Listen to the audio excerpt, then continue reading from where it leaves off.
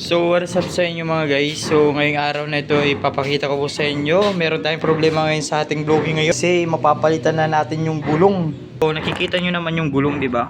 Pa siya guys, makapal pa. Yung problema dito sa ibabaw guys, problema ko ngayon guys is yung dito, meron siyang nag-crack. Papakita ko sa inyo guys kung saan yung nag-crack. Delikado to guys kapag may angkas ka guys. Buti na lang kung dito tubeless. Ito guys, kita nyo yan, nag-crack siya guys. Pero tinignan ko kahapon guys, buti nakita ko nung pag lagay ko ng tire block. So pag inaangkasan, tinignan ko umanga nga.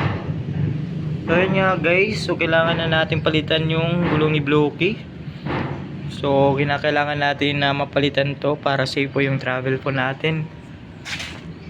Oo, na kailangan natin mag-ingat guys sa ating mga travel. Lagi natin check yung ating gulong or ano pa man na kinakailangan na check natin na importante sa pagpatakbo ng ating motor. So yan lang nga guys, yung i-update ko sa inyo at papakita ko na lang sa inyo kung papalitan na natin ng bago. So yun nga guys, bye bye.